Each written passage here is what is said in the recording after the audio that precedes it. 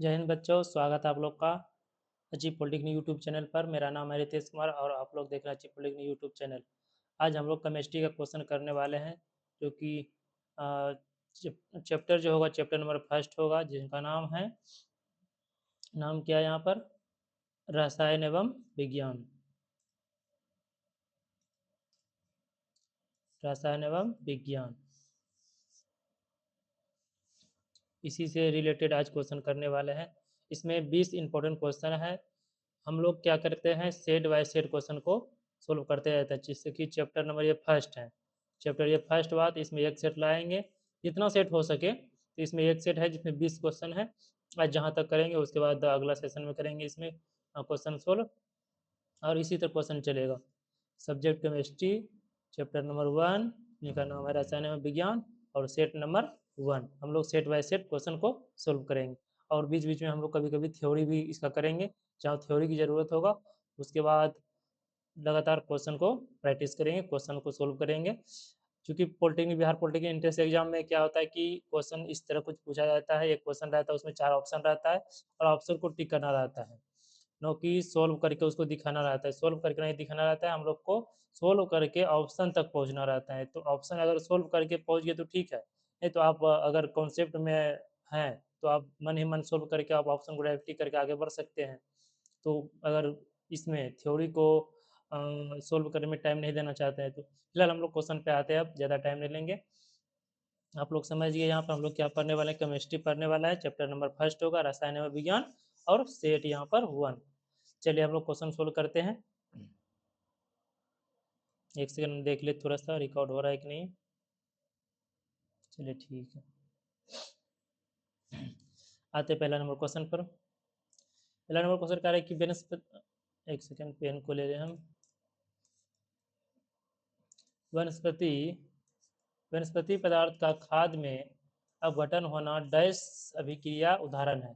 वनस्पति कहने का मतलब है कि घास भूसा खाद्य पदार्थ जो कि सड़ गल जाता है, पेड़ पौधा, ये सब पदार्थ जब सड़ गल जाता है तो उस तरह की अभिक्रिया को क्या कहा जाता है?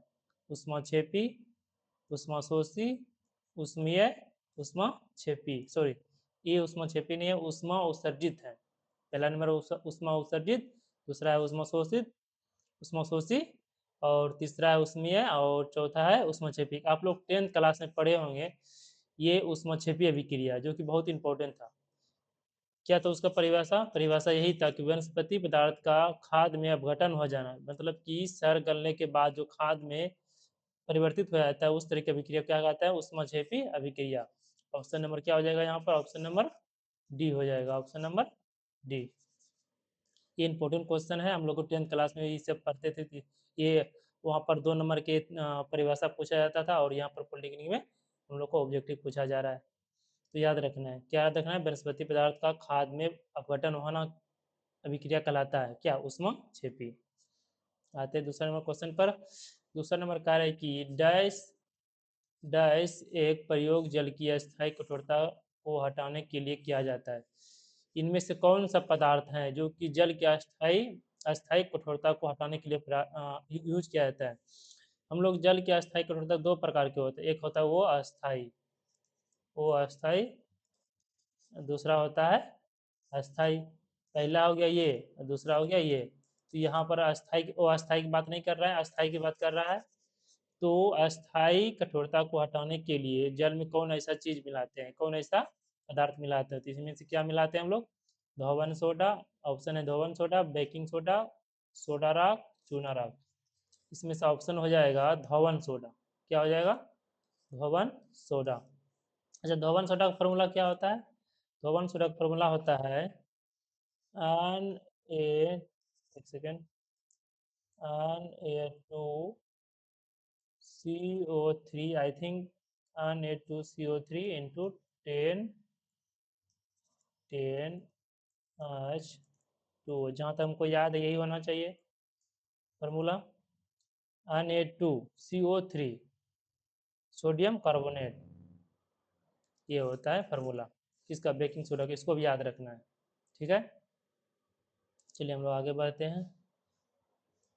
तीसरा नंबर क्वेश्चन कह रहा है कि सामान्यतः डैश डैश मीठी महक वाले पदार्थ होते हैं। सामान्यतः डैश डैश मीठी महक वाले पदार्थ होते हैं। इसको ऐसे समझते हैं, आप लोग किसी फंक्शन में जाते हैं, किसी भोज भात में जाते हैं या फिर किसी प्रोग्राम में जाते हैं तो सेंट मार के जाते हैं ना। सेंट जो मारते हैं कैसा महक देता है, एकदम पूरा मीठी महक देता है। उसमें क्या रहता है, उसमें ईथर रहता है। क्या रहता है उसमें, ईथर। तो ऑप्शन नंबर डायरेक्ट हमको दिख रहा है यहाँ पर, ऑप्शन नंबर क्या, सी। क्या रहता है इसमें, ईथर, ईथर रहता है। ईथर के कारण क्या होता है, मीठी महक देता है सेंट में। अब आप लोग भूलेंगे नहीं, सेंट में कौन ऐसा चीज रहता है जो मीठी महक देता है, क्या रहता है इसमें, ईथर। ऑप्शन नंबर सी।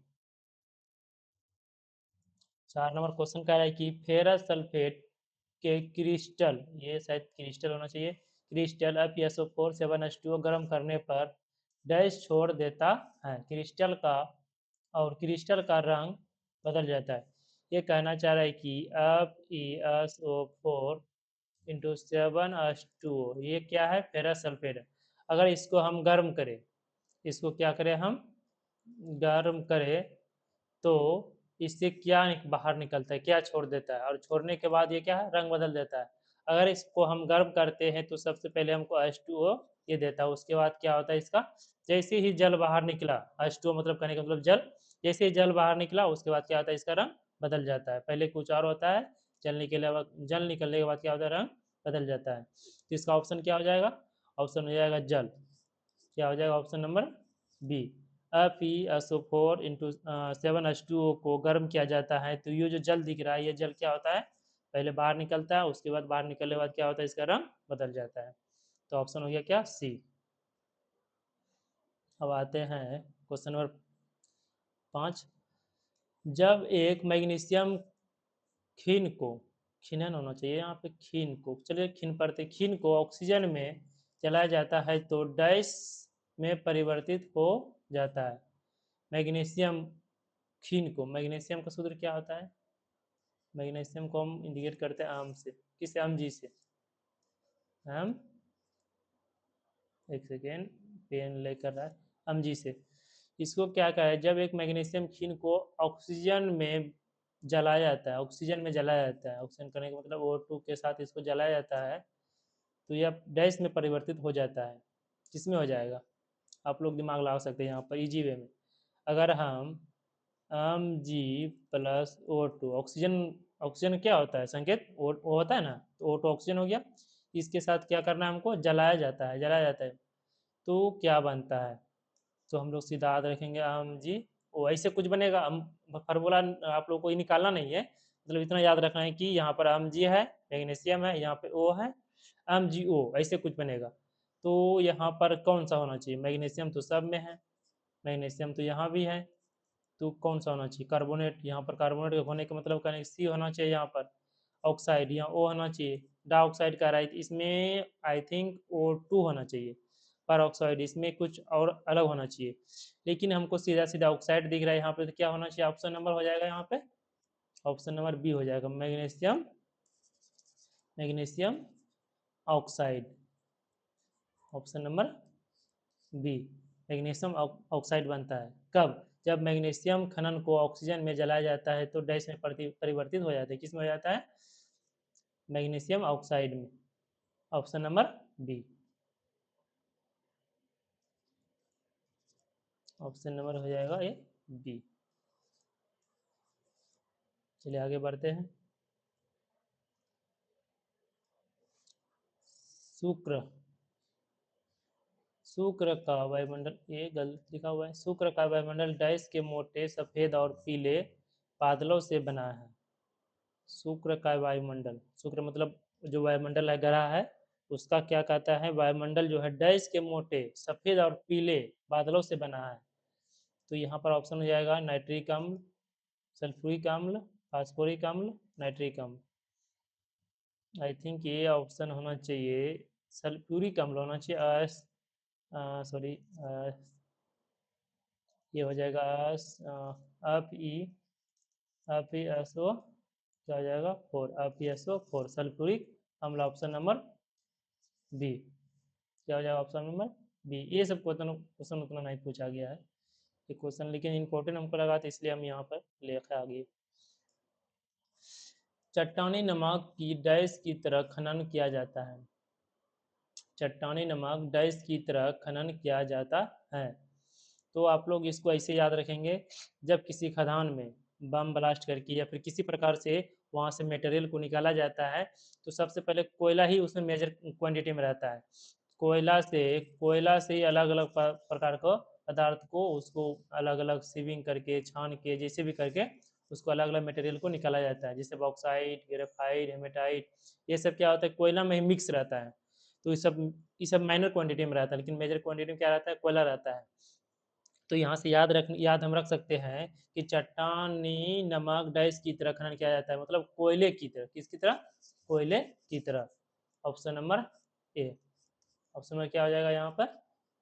ये हो जाएगा। क्वेश्चन नंबर 8 है, सोडियम क्लोराइड का जलीय विलयन डैश कहलाता है। सोडियम क्लोराइड कहने का मतलब है कि NaCl। सोडियम क्लोराइड का फॉर्मूला क्या होता है, ये पूछा भी जाता है। एक सेकेंड, कॉल आ गया किसी का। सोडियम क्लोराइड का जलीय विलयन डैश कहलाता है। तो सोडियम क्लोराइड का फॉर्मूला क्या होता है? NaCl। अब इसको क्या कर रहा है, जलीय विलयन की बात कर रहा है। तो जलीय विलयन, जलीय विलयन डैश कहलाता है। खाने वाला सोडा कहलाता है, सोडा राख कहलाता है, ब्रोइन कहलाता है, लवण सोडा, ये ब्रोइन कहलाता है। क्या कहलाता है? ये ब्रोइन कहलाता है। जब NaCl को जलीय विलयन बनाया जाता है तो वो इसे प्रक्रिया क्या कहता है? ब्राइन। Option number C. यहाँ पेन चेंज करते हैं। ब्राइन।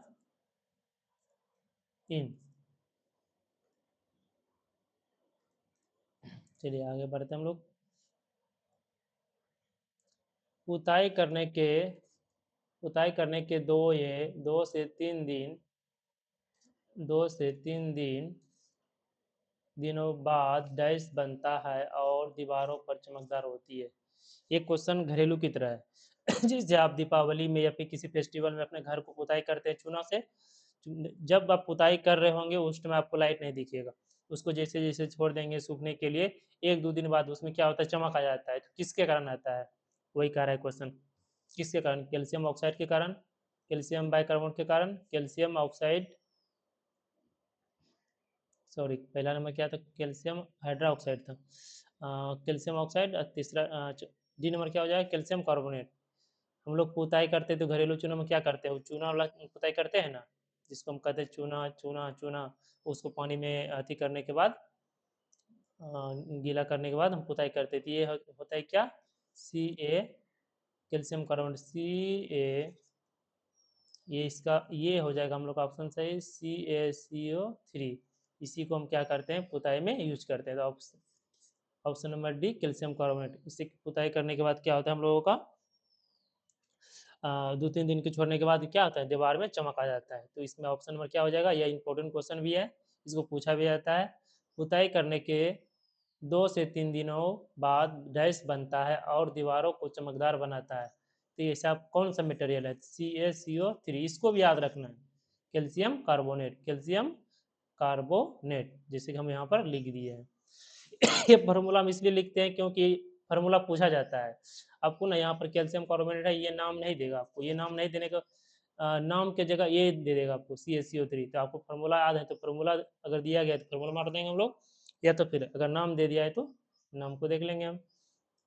10 नंबर क्वेश्चन कह रहा है कि क्लोरीन की परमाणु संख्या क्या आता है। ये इतना आसान, आप लोग इसको क्या करते हैं, चलिए हम बता देते हैं। क्लोरीन की परमाणु संख्या होता है, सॉरी 17 होता है, और इसका संकेत क्या होता है, Cl 17। आप लोग यहाँ से एक बात हमको सुनते जाइए। बात ये है कि आप लोगों को 1 से लेकर यानी कि हाइड्रोजन से लेकर क्या करना है, 30 तक आपको याद करना है। 30 या तो फिर 36, नहीं 30 तक ठीक है, 30 तक आपको क्या करना है, याद करना है। और 1-2 है, जैसे कि सिल्वर का आई थिंक सिल्वर का 47 होता है, मरकरी जी पारा का 80 होता है। ये सब इम्पोर्टेंट है। और बाकी इधर 30 के बाद जो भी है, 47 सिल्वर और जी मरकरी 80, इसका परमाणु संख्या पूछा जाता है। और इसके बीच में ही सब है बाकी जो पूछा जाता है, जैसे कि 26 का पूछा जाता है आयरन का, आपकी परमाणु संख्या, उसके बाद कैल्शियम का, उसके बाद मैग्नीशियम का। और इसमें मतलब ज़्यादातर 1 से 30 तक के अंदर ही पूछा जाता है, लेकिन कभी कभी क्या आता है 30 से बाहर भी चल जाता है, जैसे 47, 80, जो कि जो बहुत ज़्यादा बोलचाल की भाषा में यूज करते हैं, उस तरह क्वेश्चन पूछ देता है। तो इसका ऑप्शन क्या हो जाएगा? Option number C. आगे हम लोग अब अगला क्लास में करेंगे। क्वेश्चन अभी और 10 बचा हुआ है, फिलहाल इतने तक क्वेश्चन को यहाँ पर स्टॉप करते हैं। अगला सेशन में क्या करेंगे, इसको फिर से हम अपलोड करेंगे। Thank you.